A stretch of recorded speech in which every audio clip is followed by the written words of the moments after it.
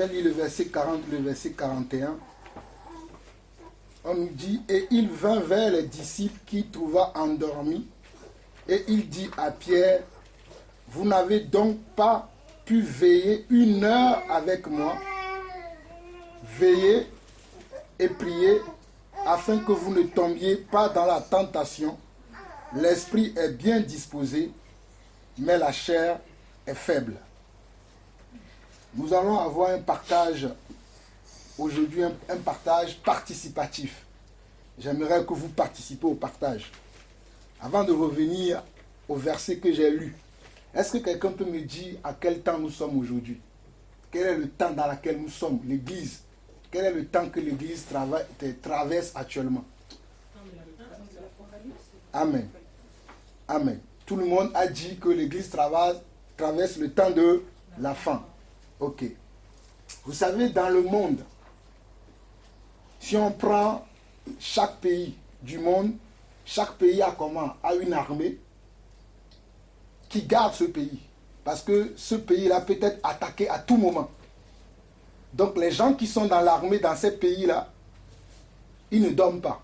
Même s'ils dorment, ils savent qu'à minuit on peut les réveiller, le pays est attaqué, lève-toi, prends ton arme et va au combat. Est-ce que nous voyons ce que je veux dire? Par exemple, la France actuellement, nous voyons même les vigies pirates partout. Parce que nous voyons des attentats tout le temps. Dans le royaume de Dieu, c'est pareil. Il y a l'ennemi qui essaye de semer le trouble dans le royaume de Dieu. Il y a l'ennemi qui essaye de semer le trouble dans nos familles.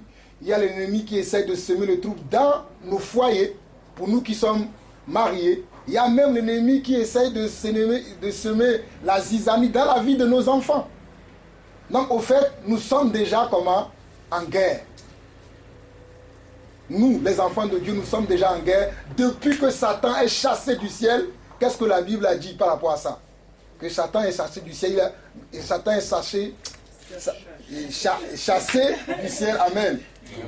Mais que la terre doit faire attention, la terre, on parle à nous les hommes. Donc, depuis que Satan est chassé du ciel, la terre doit faire attention, et la terre, c'est nous les enfants de Dieu qui doivent faire attention. C'est nous les enfants de Dieu qui doivent savoir que nos vies sont menacées, nos familles sont menacées, et que même si nos familles ne sont pas menacées directement, nous connaissons quelqu'un qui est menacé. Et en plus de ça, le Seigneur Jésus va nous dire de veiller. Parce que comme le Seigneur sait que Satan est chassé de son royaume, il ne va pas rester tranquille.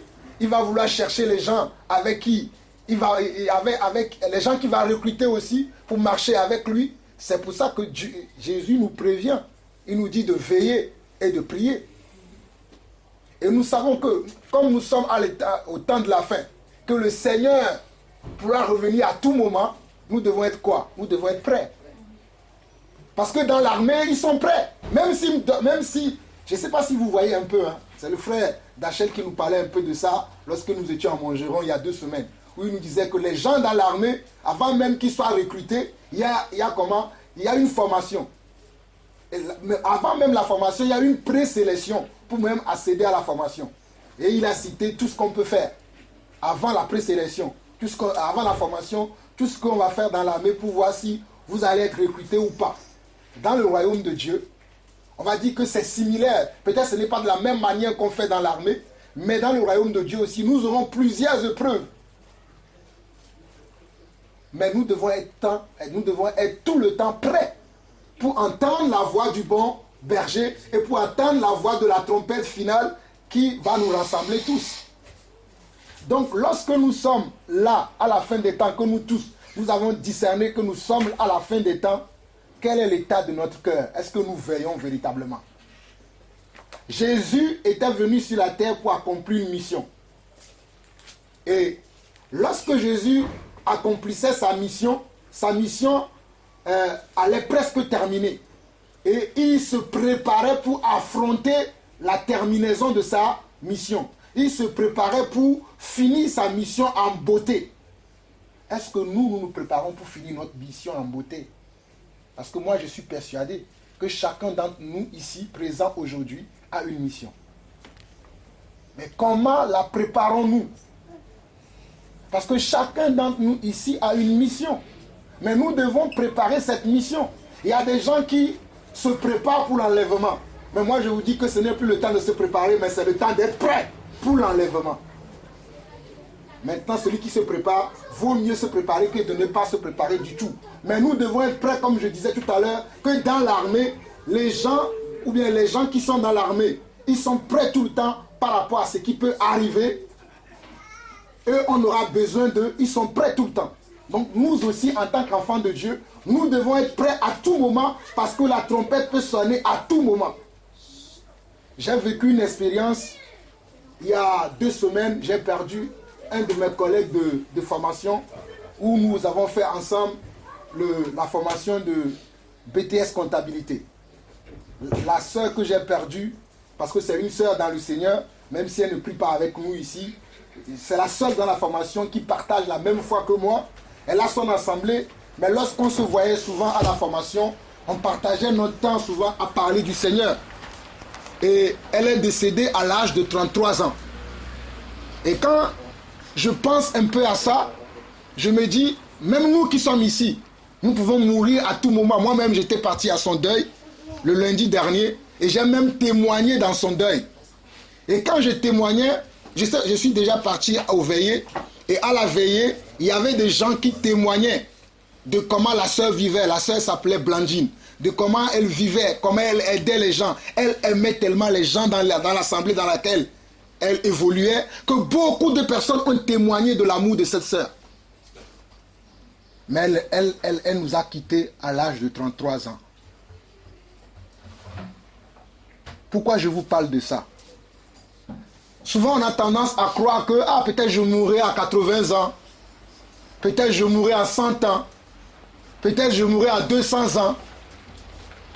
Mais si vous allez dans un cimetière aujourd'hui, bon, je ne sais pas si les tombes des enfants ont une petite forme et les tombes des adultes ont une grande forme. Ça, je ne sais pas. Mais toujours est-il que on creusera un trou où on te mettra aussi de là-dedans. Malgré les témoignages que j'ai reçus, que moi-même j'ai vus, parce que moi-même aussi j'ai donné un témoignage par rapport à cette sœur.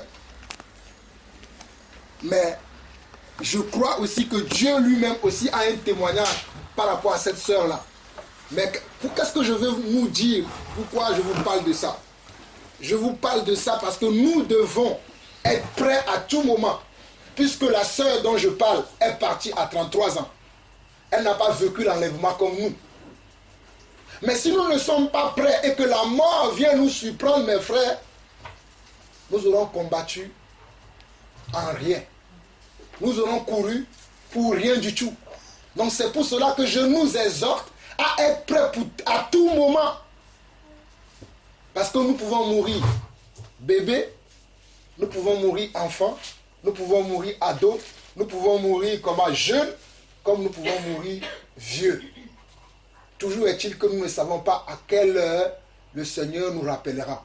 C'est pour ça que je nous exhorte à être prêts comme les gens qui sont dans l'armée. Parce que celui qui est dans l'armée, il ne sait pas quand est-ce que son pays sera attaqué et qu'on aura besoin de lui. Mais il est prêt. Il peut être en train de dormir, on vient le réveiller. Réveillez-vous, réveillez-vous, prends ton arme. Et il se lève, il prend son arme et il va combattre. Donc c'est pour cela que je nous exhorte, que nous soyons prêts, nous qui sommes là aujourd'hui, à être prêts pour ce jour-là. Que ce soit pour notre mort ou que ce soit pour l'enlèvement. Parce qu'il y a 2 choses qui nous attendent nous tous. La mort et l'enlèvement. Ces 2 choses-là, qu'on soit d'accord ou pas, nous allons les vivre. Nous allons vivre la mort et nous vivrons aussi l'enlèvement. Parce que nous savons que la Bible nous dit que ceux qui sont morts en Christ, ils ressusciteront premiers lorsque la trompette sonnera et nous les vivants qui seront restés, nous les accompagnerons à la rencontre du Seigneur dans les airs. Donc moi je veux nous exhorter à être prêts à tout moment. C'est vrai, comme j'ai dit tout à l'heure, certains sont dans ce processus de préparation, mais je nous exhorte à être prêts. De ne pas dire que moi je vais me préparer, parce que quand on se prépare, des fois on peut traîner le pas. La preuve, je sais que nos cultes commencent à 14 h. Tout le monde n'était pas là à 14 h. Même moi qui vous parle, je n'étais pas là à 14 h. Bon, certains, ils sont en retard pour d'autres raisons. Ça, c'est compréhensible. Mais nous n'étions pas tous là à 14 heures. Juste pour nous dire que la préparation est importante, mais être prêt est meilleur. Être prêt est meilleur. Et là, qu'est-ce que Jésus dit à ses disciples? Nous revenons au passage que nous lisons, Matthieu chapitre 26, le verset 40 au verset 41. Il dit, il vint vers les disciples qui trouva endormis et dit à Pierre, vous n'avez donc pu veiller 1 heure avec moi. Veillez et priez afin que vous ne tombez pas dans la tentation. L'esprit est bien disposé, mais la chair est faible. Celui qui se prépare, celui qui veille, celui qui est prêt, ne va pas tomber sous la tentation de la chair parce qu'il est déjà prêt. Il a déjà fait ses preuves. Il se prépare tout le temps parce qu'il sait qu'il y a quelque chose qui l'attend. Il sait que quelque chose arrive. Il se prépare pour cette chose-là. Mais celui qui ne se prépare pas, lui, il va rater. Il va rater. Donc, il est très important que nous devons nous préparer. 1 Pierre chapitre 5, verset 8. 1 Pierre chapitre 5, verset 8.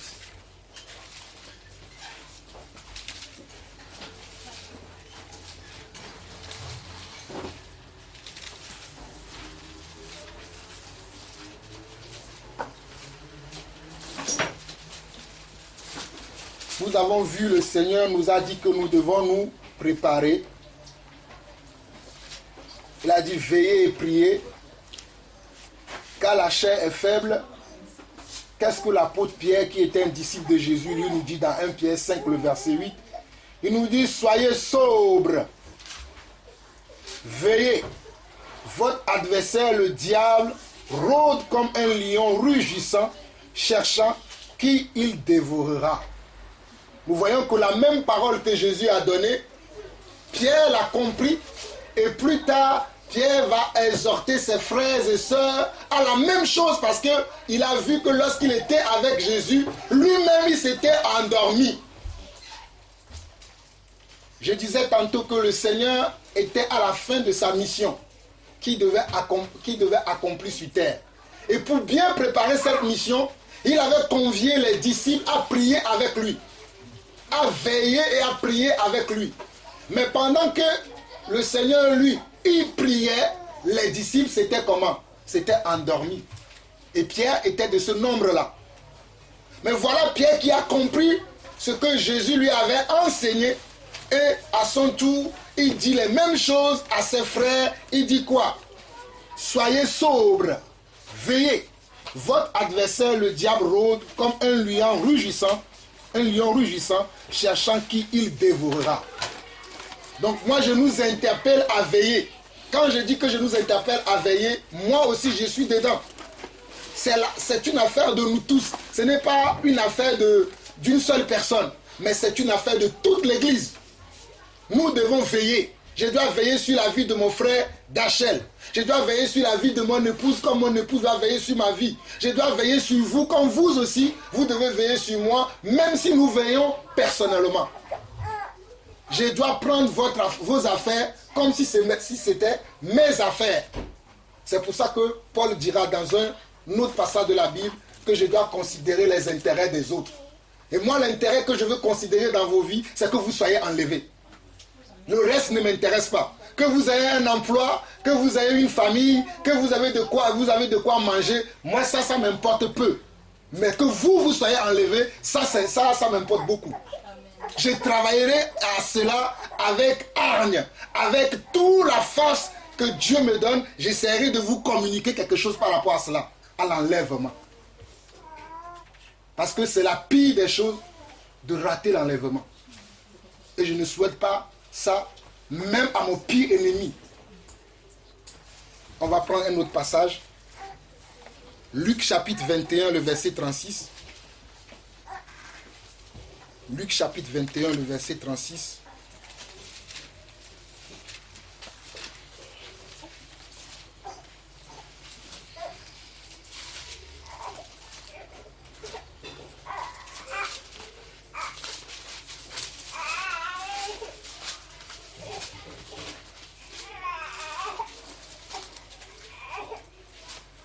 Luc chapitre 21, le verset 36 dit encore: veillez donc et priez en tout temps, afin que vous ayez la force d'échapper à toutes ces choses qui arriveront et de paraître debout devant le Fils de l'homme. Au fait, qu'est-ce que le fait de veiller va nous apporter? Le fait de veiller va nous apporter d'apparaître devant le Seigneur lorsque la trompette va sonner debout, au fait, parce que certains seront couchés. Ils ne bénéficieront pas de ce salut-là, de cet enlèvement-là. C'est pour ça que Luc aussi nous dit ici, veillez donc et priez en tout temps. Il n'a pas dit prier de temps en temps, priez quand vous avez envie, priez quand vous sentez les dangers, mais il a dit, priez donc et veillez donc et priez en tout temps. Donc, je dois veiller.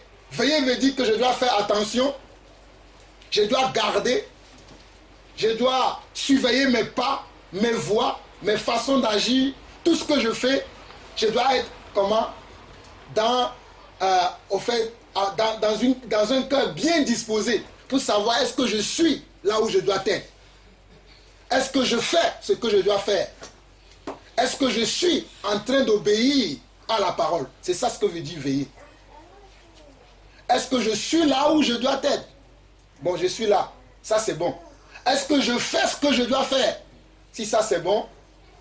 Ah, si tout ça là, tous les deux là sont bons, alors maintenant je prie pour que Dieu me garde comme ça jusqu'à la fin. Je répète encore. Est-ce que je suis là où je dois être? La première des choses. Est-ce que je fais ce que je dois faire? Si je fais ces deux choses-là, là c'est bon. Maintenant, je dois prier en tout temps pour que je sois comme ça jusqu'à la fin. Parce que je peux être là où je dois être aujourd'hui et demain ne plus être au même endroit. Parce que je n'ai pas veillé. Je peux être en train de faire ce que Dieu m'appelle à faire aujourd'hui et demain ne plus le faire. Parce que je n'ai pas simplement veillé. Combien de personnes on n'a pas vu commencer bien à servir le Seigneur et plus tard tomber comment? Dans la désobéissance. Combien de personnes on n'a pas vu trouver une bonne assemblée, mais à cause d'eux-mêmes, pas à cause des gens qui sont dans l'assemblée, à cause d'eux-mêmes, ils ont quitté l'assemblée et leur vie est devenue que de la dégringolade. Et certains même ont perdu la vie. Moi, je connais des gens comme ça. Moi, je connais des gens pour qui je continue de prier encore aujourd'hui, parce que lorsque nous avons quitté l'église, parce que nous avons vu que l'église dans laquelle on était n'était pas à notre place, et qu'on est parti, je suis parti avec beaucoup de personnes, mais peu, mon épouse peut témoigner, peu sont ceux que je vois aujourd'hui, sont dans la bonne direction. Certains même ont divorcé. Ça veut dire qu'ils n'ont pas veillé. Le problème, ce n'est pas de quitter là où tu sais que tu ne dois pas être. Mais c'est que même si tu quittes là où tu sais que tu ne dois pas être, mais tu dois faire maintenant ce que Dieu attend de toi. Nous voyons des gens qui sont tout le temps dans les critiques. Ils critiquent. Bon, je ne dis pas qu'on ne doit pas poser des questions, qu'on ne doit pas se remettre en cause ou bien remettre certaines choses en cause. Mais lorsque vous voyez des gens que tu t'habilles en blanc, ils vont critiquer. Tu t'habilles en rouge, ils vont critiquer. Tu t'habilles en jaune, ils vont critiquer. Fuyez ces gens-là. Et certains sont comme ça. Ce sont des gens qui ne veillent pas. Dieu nous appelle, nous l'église, à veiller et à prier. Parce qu'il dit, afin que vous ayez la force d'échapper à toutes ces choses qui arriveront. Au fait, lorsque nous ne veillons pas, les choses qui vont arriver peuvent faire qu'on peut perdre comment notre foyer. Comme je parlais de tout à l'heure que certains, ils sont divorcés. Parce que, voilà, ils n'ont pas veillé, simplement. Ils ont quitté une fausse assemblée ou bien une assemblée qui n'est pas vraiment de marcher dans la direction du Seigneur. Mais au lieu de sauver leur vie, sauver leur couple, ils sont divorcés. Certains, même leurs enfants, ne sont plus dans le Seigneur. Certains, c'est eux-mêmes qui ne sont plus dans le Seigneur. Pourquoi? Parce qu'ils n'ont pas veillé pour avoir la force nécessaire pour échapper aux épreuves qui devaient passer dans leur vie. Donc nous serons confrontés à diverses épreuves. Même nous qui sommes encore aujourd'hui écoutant ce message-là, il y a d'autres épreuves qui nous attendent. C'est pour cela que je nous exhorte comment à veiller lorsque nous allons passer par ces épreuves-là, d'avoir la force nécessaire pour échapper, pour ne pas succomber lorsque ces épreuves-là vont nous arriver. Je ne sais pas quel jour cela va vous arriver. Je ne sais pas quel mois cela va vous arriver. Je ne sais pas quelle année cela va vous arriver. Mais toujours est-il que quand on est un enfant de Dieu, on passe par diverses épreuves. La preuve, elle est là. Ce n'est pas moi qui l'ai dit. Lui qui nous dit, veillez donc et priez en tout temps afin que vous ayez la force d'échapper à toutes ces choses qui arriveront. Qu'est-ce qui a fait que Jésus a pu accomplir sa mission telle que Dieu le veut? C'est sa manière de veiller et de prier. C'est le modèle parfait en ce sens pour nous. Jésus savait qu'il allait mourir à la croix. Il était même Dieu. Il n'avait pas besoin de prier. Mais il va prier. Waouh, quel modèle pour moi. Il convie ses disciples.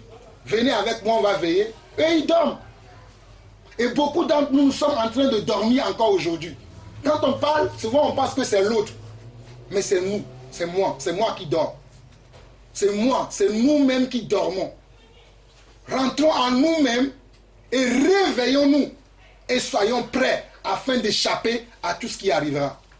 Il y a beaucoup de choses qui arriveront. Certains d'entre nous, subitement, vous allez perdre votre travail. Subitement, vous allez perdre vos appartements. Mais quelle sera votre attitude à ce moment-là? Certains d'entre nous, subitement, vous allez avoir des problèmes dans votre foyer alors que vous avez tout le temps vécu dans la paix. Mais si vous ne veillez pas, vous n'aurez pas la force de pouvoir échapper à ces choses-là. Moi, j'ai vécu déjà l'expérience du couple. Il y avait un moment, mon couple était vraiment dans le chaos total. Mais je rends grâce à Dieu que je veillais et je priais. Et je sollicitais même mes frères. Pendant ce moment-là, lorsque mon couple passait par cette épreuve-là, j'ai sollicité mes frères. Nous prions ensemble pour ça. Et Dieu a fait grâce. Nous avons échappé à cela. C'est pour ça que je nous exhorte à être prêts. À être prêts pour toutes les épreuves parmi lesquelles nous allons passer.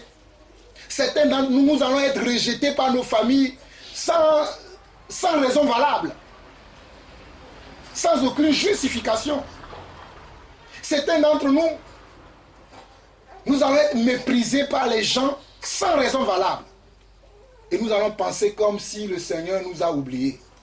Lorsque Jésus passait par ces moments où il a accompli la fin de sa mission, vous allez la voir que même Jésus a dit, Père, Père, pourquoi m'as-tu abandonné? Mais c'était une épreuve. Mais il a réussi. Haut les mains. Donc je nous exhorte, nous aussi, à réussir l'épreuve de la vie. Les mains hautes comme notre Seigneur. Je ne sais pas encore quelle tentation vous allez avoir, même la semaine qui va arriver. Même les 3 prochains jours qui vont arriver, les 3 prochains mois qui vont arriver, mais toujours est-il que Dieu nous exhorte comment? À veiller, à prier. La sœur Tabitha nous a dit, pour ceux qui étaient à la veillée vendredi, que Dieu nous appelle comment? À la prière. Et je reviens sur quelque chose que je n'avais pas vu de cette manière-là. Lorsque la sœur Tabitha parlait, elle a dit que Dieu s'adresse directement là, aux femmes. Mais je corrige, Dieu s'adresse à l'église. Parce que la femme, c'est l'église. Ce n'est pas aux femmes que est destiné ce message-là. C'est à l'église qu'est destiné ce message-là que nous devons comment? Prier, nous devons intercéder, nous devons veiller. C'est vrai, nous prions, nous jeûnons, nous servons déjà le Seigneur, mais le Seigneur dit que ce n'est pas assez.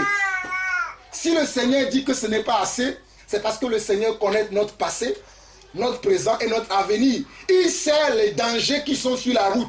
C'est pour ça qu'il veut qu'on soit encore un peu plus comment? Un peu plus, on augmente un peu le niveau, qu'on prend encore de la hauteur par rapport à ce qui nous attend. Nous ne le voyons pas, mais lui le voit. C'est pour ça qu'il nous parle. Afin que nous soyons prêts lorsque nous allons passer par ces choses-là, comme nous lisons dans Luc chapitre 21, le verset 36, afin que vous ayez la force d'échapper à toutes ces choses-là. J'espère que nous comprenons ce message parce que c'est très important. On passe notre temps et dit, Seigneur, prépare-moi.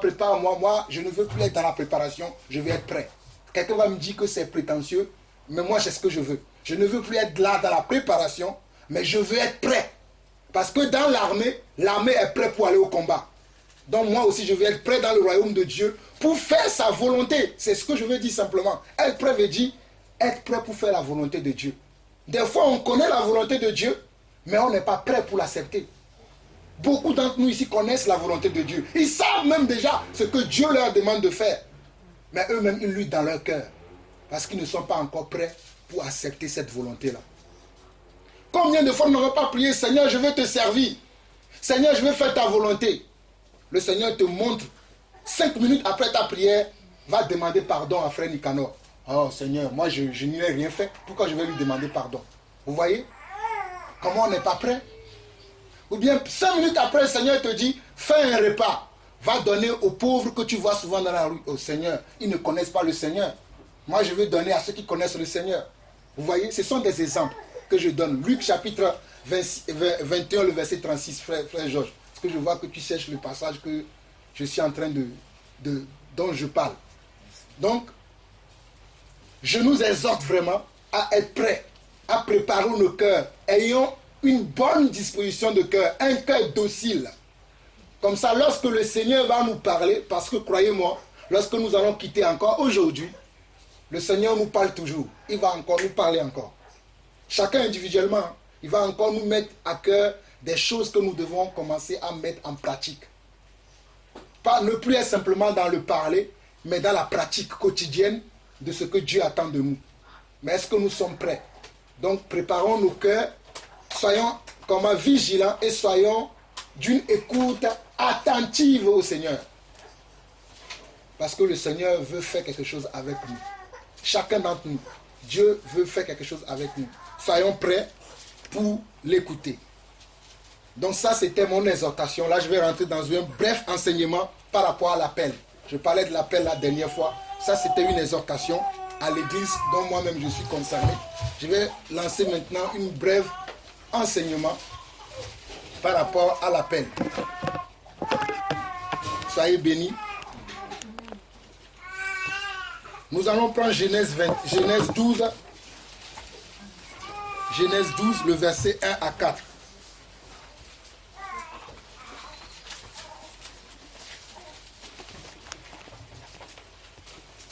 Genèse 12, verset 1 à 4.